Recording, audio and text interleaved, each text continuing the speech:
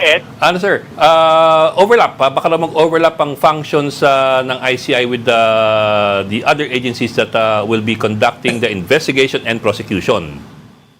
Hindi, kaya nga, doon yung sa part ng DOJ tsaka ng Ombudsman, kaya nga ang gagawin na lang doon is they will just recommend para hindi magkaroon ng constitutional violation, no? Because I think the Ombudsman has the sole authority to file against government officials, no? So parang tutulong na lang siya sa investigasyon ng Ombudsman. Yun yung idea doon, no? Anyway, I think the best thing for us to do in Congress is to hear their side again. Kasi may committee nag-ano na kami noon based doon sa November 13 hearing namin.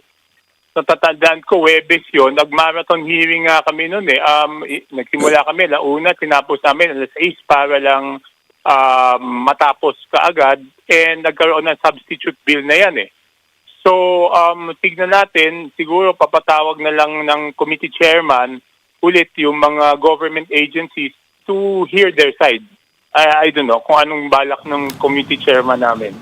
Congressman, ano po ang sentiments ng Kongreso sa pagpasa ng isang bagong batas para may ngipin naman itong ICI? Ang understanding ko nga po, noong minarathon hearing namin yan, kasi ang nangyari niyan, Monday nag-resume kami, di ba? Parang November 10 nag-resume kami, and then nagkaroon ng technical working group yata on Tuesday o Wednesday, and then Thursday committee meeting ulit para nga ginawa namin yung substitute bill. Mm-hmm. So parang ang understanding ko noon, priority siya. So, pinakamabuti, mapakinggan ulit namin yung side naman ng mga agencies para malaman kung nagbago ba. So, ang status po ay buhay pa ho? Yes, as of last week. Ang status niyan as of last week is that iniintay na lang yung Committee on Appropriations. Kasi di ba may appropriations needed yan Mm-hmm. So, in the previous Congresses, ang ginagawa na kasi, pag gumagawa ng bill at kailangan ng appropriations, dinadaan muna sa Committee on Appropriations yan because nung matagal na panahon ang nangyayari, for example, may bill na magtayo ng ospital. Hindi dumaan sa Committee on Appropriations. May bill nga magtayo ng ospital, hindi naman maitayo dahil walang pondo.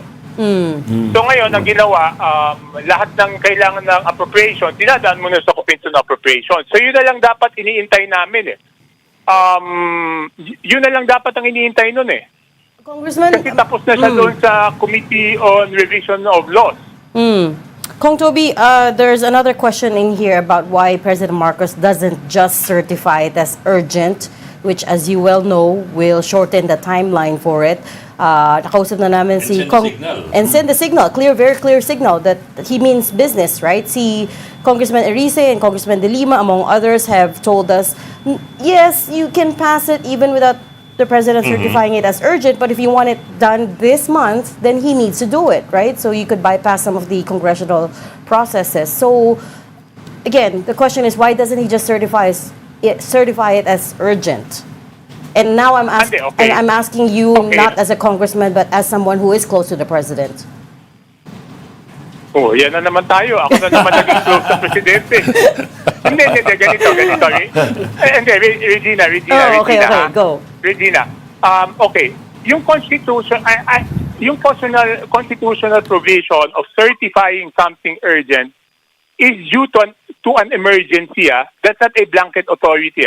Kahit basahin niyo yung Constitution, the certification of urgency is to address a calamity. It's not a blanket authority na pwede mong i-certify lahat ng bill urgent, no? May collateral yan. It should be to address an emergency. Di ba kaya nga kune-question minsan yung pag-certify ng budget urgent, di ba? Because hindi naman sa basta-basta lahat pwede mo i-certify na urgent, okay? Okay. Ngayon, kahit hindi naman siya i-certify urgent, Regina, kung meron pa kaming 5 session days, no? Bibigyan kita ng timetable. Hindi na daw, mag-meeting lang hindi yung na daw aabot eh. Hindi, abot yan. Tignan mo, ha? Bibigay ko sa'yo, ha? Ang reason lang bakit sinacertify urgent is para maiwasan yung 3-day rule between the second second and reading third. and the third reading. Yun lang naman yung reason kung bakit siya sinacertify urgent eh.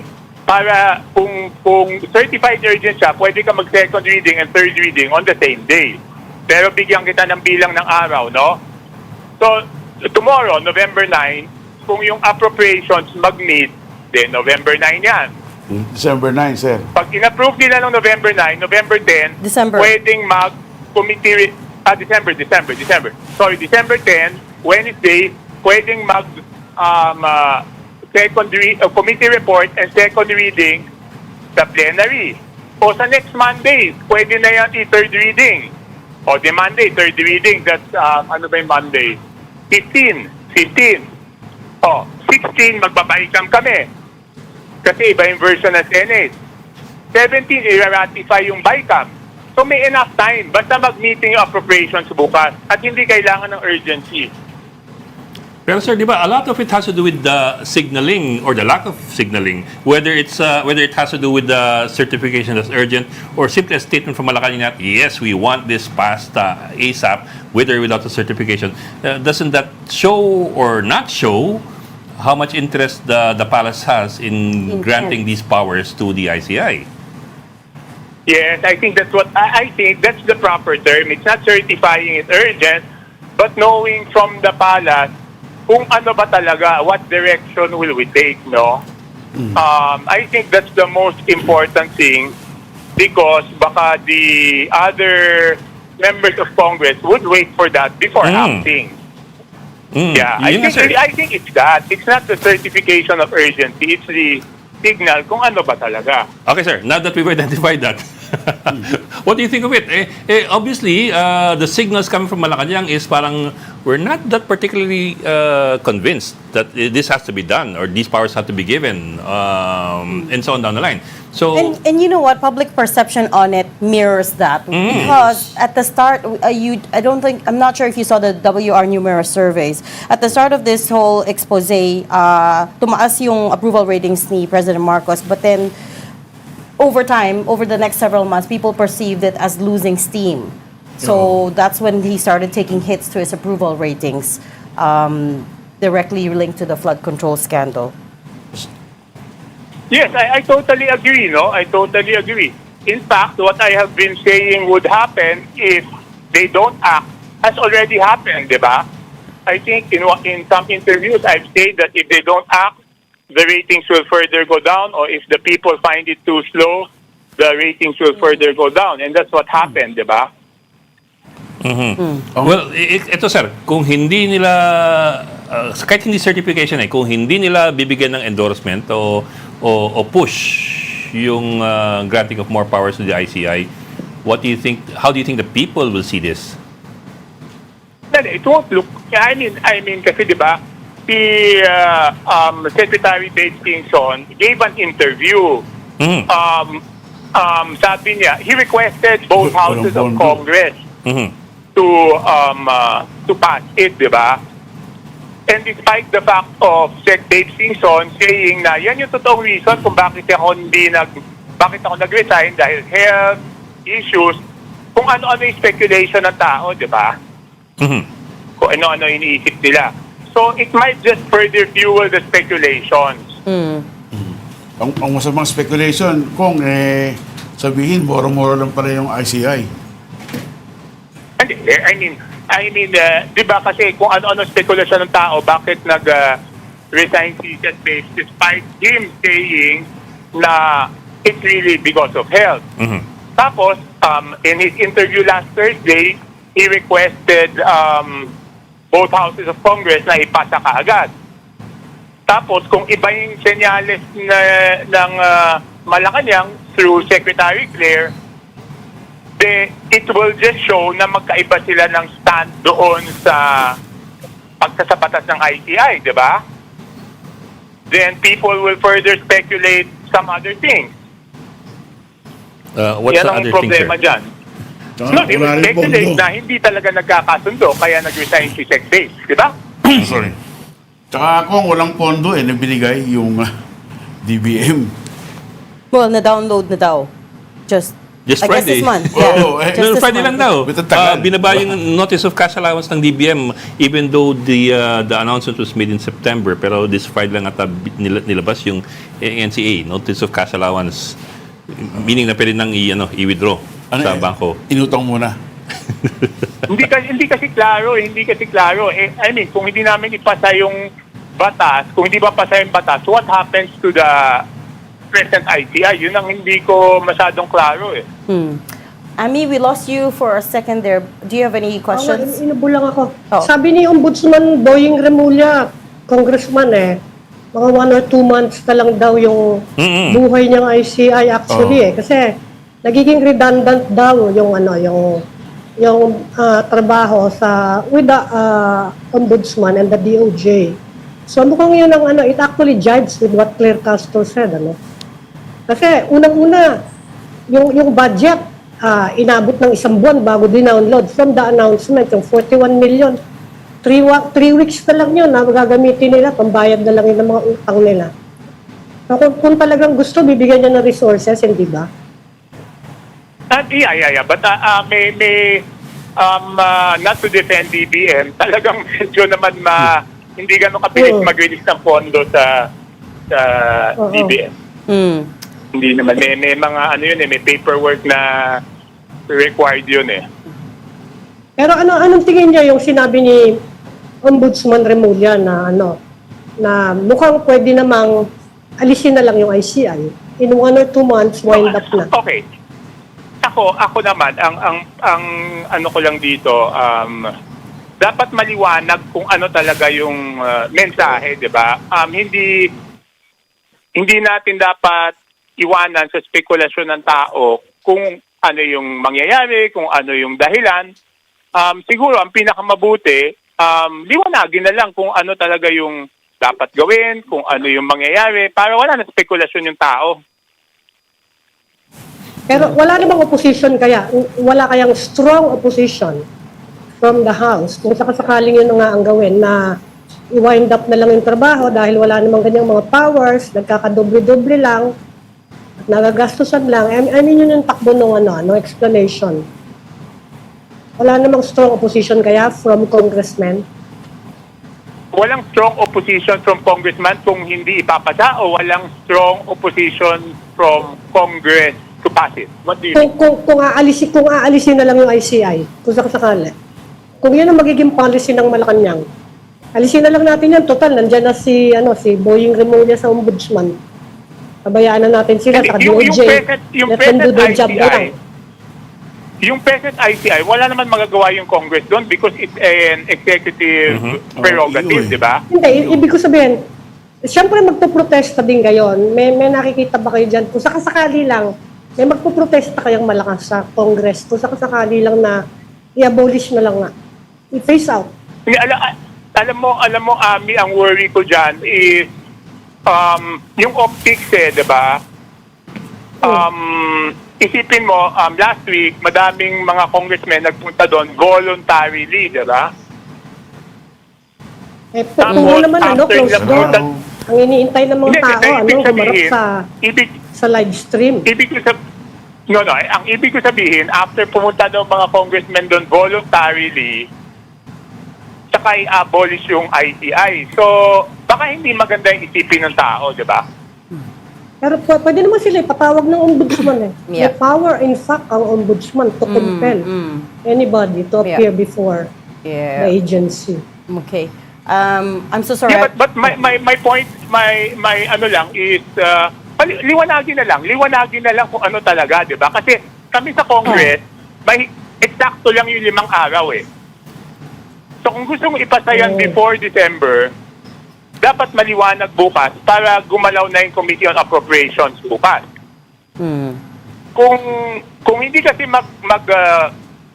kung hindi mag-meeting yung Committee on Appropriations bukas, hindi talaga siya mapapasa before December, before the break. Okay. So, ang importante lang sa amin, maliwanag, no?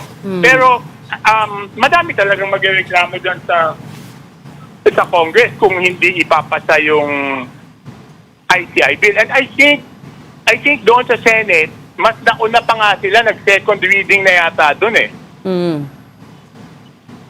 Yeah, correct. Okay, there's lots more to take this conversation to, but we have to leave it there because we're running out of time. But thank you so much for talking to us today, Navotas Representative Congressman Toby Tiangco. Thank you, sir. Thank you, sir. Yes, thank you. Thank you. Bye-bye. You're watching Storycon on One News. We just need to take a very quick break. We'll be right back, not black. Please stay with us. This is the Story Conference Group or the Storycon Group.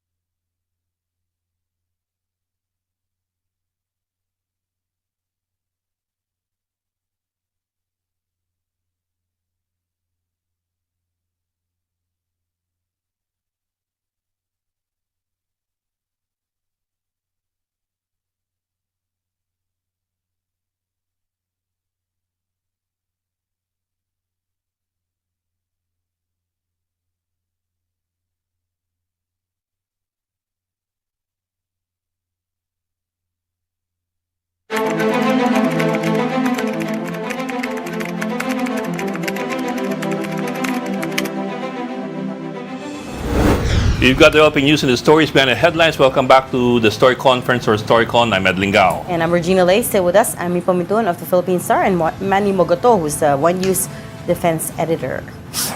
And also join us this afternoon, Attorney Israelito Torion, Legal Counsel of Senator Bato de la Rosa. Sir, Attorney, magandang hapon po and thank you for joining us. Hello, magandang hapon po, Sir Ed. And sa mga kasama po ninyo dyan. Magandang hapon. Magandang hapon, Tony. Sir, I understand you're preparing a pleading when we caught you we caught you just in the middle of preparing a pleading. Would you be free to tell us what the pleading is about? Is it in reference to Bato de la Rosa or the former president? Related din dyan. Hindi ko lang muna masabi, sir. Basta related din dyan. Opo. Parang Attorney, parang sinabi niyo na sa amin sa The Big Story a week or so ago eh. Di ba tinanong din kita and you said you were gonna file a prayer, a petition. Ito ba yun? I already did file a supplemental petition for issuance of TRO. I already filed a motion for reconsideration from the denial of the urgent motion to compel Ombudsman Rimulya to produce the alleged ICC warrant. And here we are again now. There is another news that indeed the ICC warrant of arrest is really present. And of course, as a lawyer, I have to prepare for that eventuality if ever it will finally be But presented. I know you're also close to Attorney Harry Roque, so na-confirm nyo na ba sa kanya that it's true and who his source is? Ang kanyang source is kanyang kaibigan daw eh. Based on the text message that I received from him, hindi pa ako nakatawag sa kanya. So parang second information lang din. So tanong din ako. Ang confirmation din meron pero hindi ako mabigyan ng kopya. So bottom line, marites pa rin lahat. Yeah, but you're hearing it now from two different sources. Attorney kasi, kaya hindi siya mailabas kasi both ICC and the Interpol, ang policy nila ngayon, hindi nila ginagawang public yung mga warrant of arrest nila eh. Yes, that's ICC, hindi true. ba? Yes. Idadaan siya sa Interpol, pero pareho sila ngayon hindi naglalabas para nga daw hindi makatakbo yung subject of the warrant. Yes, under Article 87, Paragraph 3 of the Rome Statute, these matters are supposedly confidential, which brings me to another matter. Why would the Ombudsman keep on informing us this, which, you know, our healthy mind would continue to guess that there may be something here. Maybe this is something that needs to be done in order to divert the attention of the public from the ongoing flood control controversy, or perhaps to force Senator Bato to, not make himself available, so that if there is another impeachment complaint against Sara Duterte, the necessary number in order to prevent the conviction of Sara Duterte would not anymore be reached. Of course, that's speculation, which we are entitled to do since he is likewise subjecting us to speculation vis-a-vis the alleged presence of the ICC warrant. Pero Attorney, do you have contact with the senator? No, as of the moment, no. But I had a long conversation last weekend with the beloved wife of the senator. As a matter of fact, binigyan niya ako ng napakagandang mga mementos na galing kay Senator Bato. Yung binibigay niya sa kanyang mga close friends and family members. So do I take it to mean that at this point you still don't know where Senator De La Rosa is? Affirmative, ma'am. Affirmative. And I don't want to know also. I'm not asking so that I will not be able to lie to you if you will ask me. Yun na nga, I also have to ask you din eh. Pero sabi ni kasi yung alam ko kung tanungin Pampanga ako hindi ako magsisinungaling po. That's a good way of going about it, sir. Pero sabi nga sa ni Remulla, nasa Pampanga daw, ang last info niya. Of course, we don't know where he got his Alam mo information. naman si Ombudsman Rimulya, lahat ng information nandyan sa kanya. Pero kung tatanungin mo, ayaw ibigay. Baka ginawa naman yun para mabulabog si Senator Bato at mag-move kaagad at ma-monitor na nila. Ang tawag namin yan, bluff. But sir, we assume that sabi nga niya, you had a long conversation with the wife of Senator Bato. We assume that they're in touch. Any word from Senator Bato how he is? What's he been doing? I know it's third hand, but it's coming from the wife. Eh. Oh, how is he surviving? Ang galing mo talaga magtanong, sir. That is under the assumption that they are in touch with each other. Yes, sir. But I did not ask that, so I cannot anymore give you any further answer on the matter. Pero Galing ano sa yung Tony. legal recourse mo So- dyan? Kung ganyan Well, ang legal recourse secret namin yung kasi ano dyan, ma'am, Oh. ganito po. Oh. Under Article 88 of the Rome Statute po, the state parties are supposedly required to provide the necessary procedures insofar as cooperation modalities are concerned. Nandun yan sa Article 88 po ng Rome Statute. Sa pagkakaalam ko, availability of procedures under national law. Because that is so, because under Article 89, if you have to effect surrender, that should be in pursuance on the procedure under their national law. Their, meaning the accused subject of the warrant of arrest. So, if we were really intent in having this operationalized, then it would have been incumbent on the part of the Marcos administration to provide for the procedures for surrender. Yun nga ang palagi kong sinasabi. Wala tayong legal framework on how to effectuate surrender. Bakit mo i-insist yung surrender? Wala nga tayong necessary procedure which was supposedly required from us when we were a member prior to March 17 of 2019. Wala Ang gusto ba nilang sabihin, dakpin lang kaagad si Senator Bato at ipadala doon sa Hague? Bawal naman yun. Kidnapping yun. Anong nangyayari sa ating konstitusyon? GCO na to. We will tear it apart. Our national laws will tear it apart just because there is this foreign warrant of arrest of which we are no longer a party of. Attorney, di ba may president na? Attorney, ang ini-invoke nila hindi ICC dahil nga wala na tayo. Oo. Ang ini-invoke nila yung commitment Section 17. natin to the Interpol. Interpol. But Interpol only ang acts inaano based nila, on the information being given by the ICC. Hindi na tayo magpalusot-lusot dito. Lahat yan galing sa lahat yan galing sa what you call this, sa ICC, yung processes. So Hindi, therefore, kaya ganun. that May is still, commitment daw tayo to Interpol.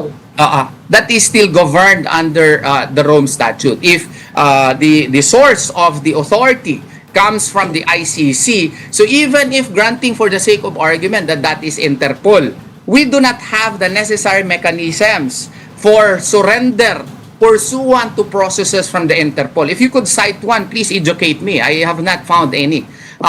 What I've learned is under Article 59 of the Rome Statute in relation with Article 89, the procedure on surrender should be pursuant to the national law. If you would read ICCPR, International Covenant on Civil and Political Rights, Article 8 and 9 would also mandate respect for national law, and even Article 8 on the Universal Declaration of Human Rights likewise mandates that any arrest to be made has to follow the procedures of the national law. Under our Bill of Rights, the mandate on due process likewise have to be complied with, and no person shall be deprived of life, liberty, or property without due process of law. Hindi po pwede kidnapin lang kaagad si Senator Bato kagaya ni Tatay Digong at ipadala mo sa The Hague without passing through our courts. Kasi nga po, Pilipino naman tayo, hindi naman tayo govern na ng mga banyaga. Attorney, earlier you were saying... Teka lang, yung framing ni attorney, I know you're trying to frame it as a kidnapping, but of course, itong provisions na to were in effect for as long as we were part of the Rome Statute. They cover crimes that were committed when we were still part of that, and therefore, yung sinasabi niyo, sir, na the surrender has no legal mechanism, well, isn't that what we agreed to already in terms of when we were back, when we are still a member of the ICC?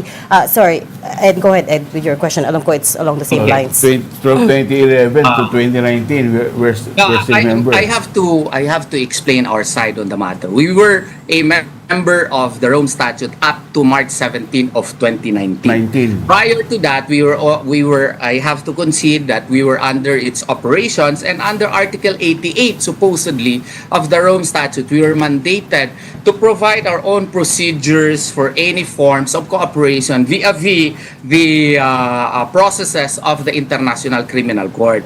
But until now kasi po, wala tayong legal framework, wala tayong implementing rules insofar as how to effectuate what you call the surrender. If you will read Section 17 of Republic 9518, no, Dalawang modalities lang yon, extradition treaties or extradition or laws, no? Extradition laws or treaty. Yung extradition laws, sinasabi nila hindi daw mag-apply yung PD 1096 kasi nga hindi state yung ICC. Binabalik-balik ko yan. Yung extradition rules naman ng Supreme Court, hindi rin mag-apply kasi under Rule 1 Section 3M, hindi rin requesting state ang ICC. Hindi ako nag-agree niyan, but granting for the sake of argument na applicable yan. Under on treaty, wala naman tayong treaty on surrender with ICC or even with the International Criminal Court or Interpol.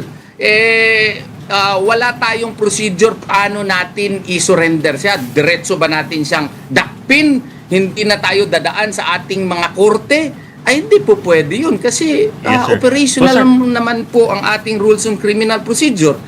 Yung ating 1987 Constitution ay nandyan naman po. At saka yung residual jurisdiction under Article 127 is still under consideration. Kaya nga po, meron pa tayong petisyon doon sa Supreme Court. No? Yes, sir.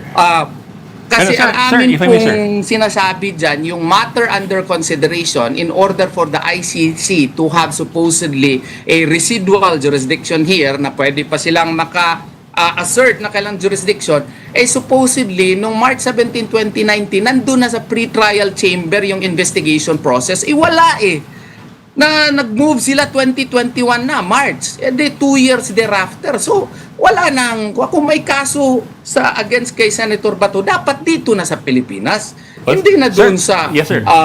Netherlands. Sir, we understand your position, sir. But at the same time, sir, Pebrero pa po, Marso pa po, ginamit yung patakaran na yan against the former president. And until now, the Supreme Court has not stricken down that move. It's been 8 months.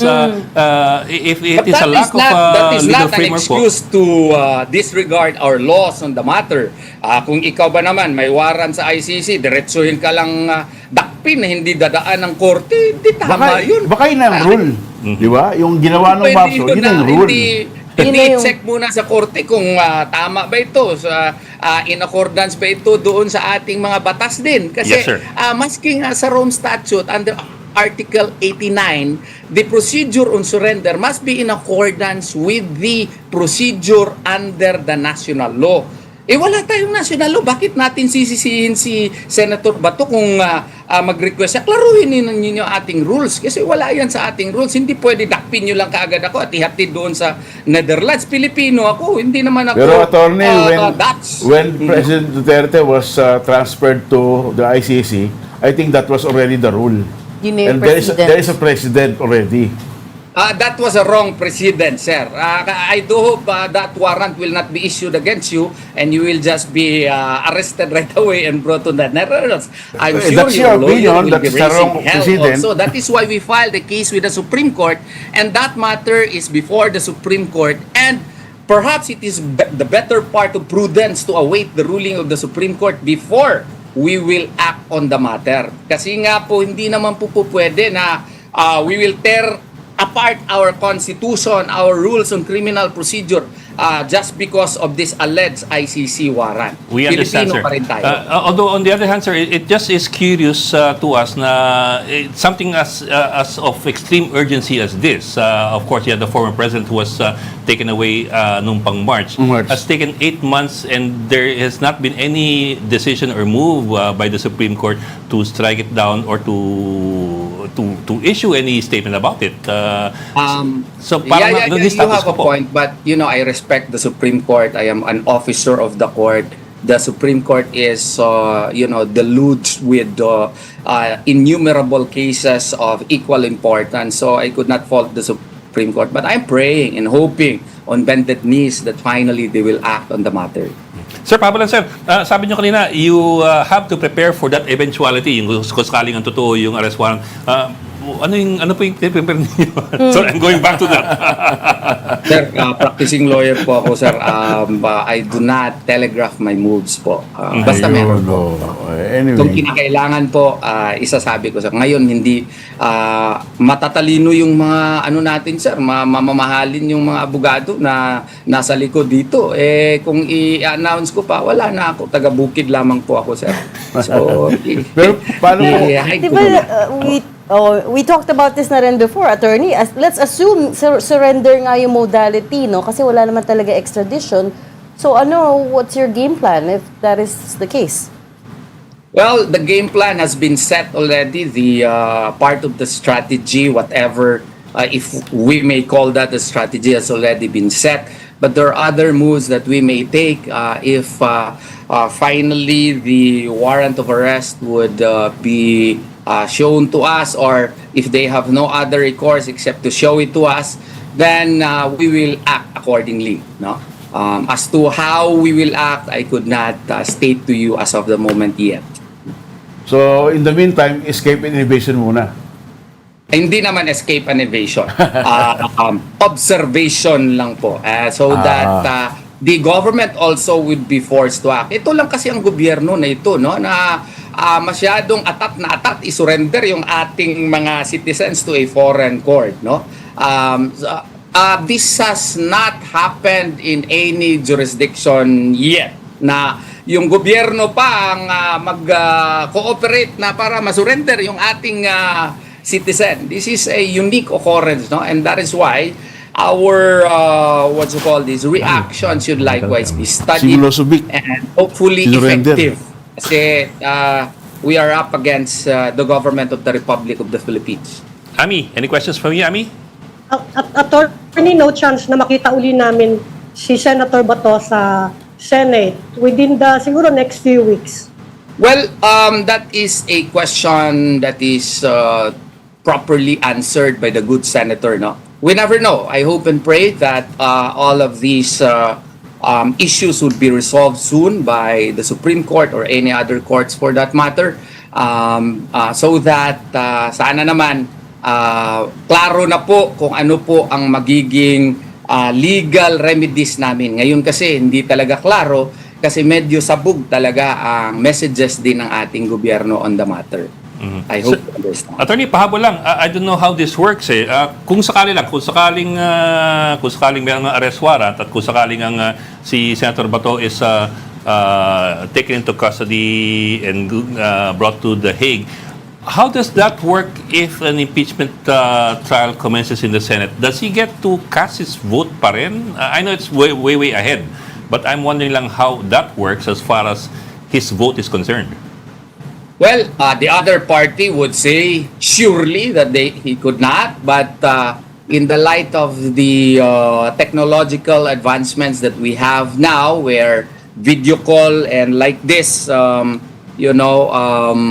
calls via Zoom are allowed and can be done, I hope and pray that that would remain as an option. And I have to study the Senate rules on the matter, and I'm sure the Senate is likewise receptive of modern technological advancements. And I do hope and pray that if such happens, Senator Bato would still be allowed to participate in any impeachment proceedings against the Vice President of the Republic of the Philippines. Okay. Sir, maraming salamat. Thank you very much, Tony. Attorney Torion, thank you for joining us this afternoon. Legal counsel po ni Senator Bato de Rosa. Sir, kung sakaling mag-file na po kayo ng pleading. Thank you, Attorney. Mag-file na siya Salamat ng po, pleading. salamat po. Basta si Sir Ed, okay, ayos. He's about to file his pleading. Thank you po. So we'll call you back when that happens. Okay. Okay. I Well, think I have to wrap up. Thank you for joining Storycon today. I'm Pamindon, Editor-in-Chief of the Philippine Star. And I hope your cough gets better. Parang you're developing something there. And Manny Bogoto, Defense Editor for One News. Join us again tomorrow, 4 p.m. for Storycon. I'm Regina Lay. I'm Ed Lingao. Kapatid, we are One News, all sides, all the time. This is the Story Conference Group or the Storycon Group.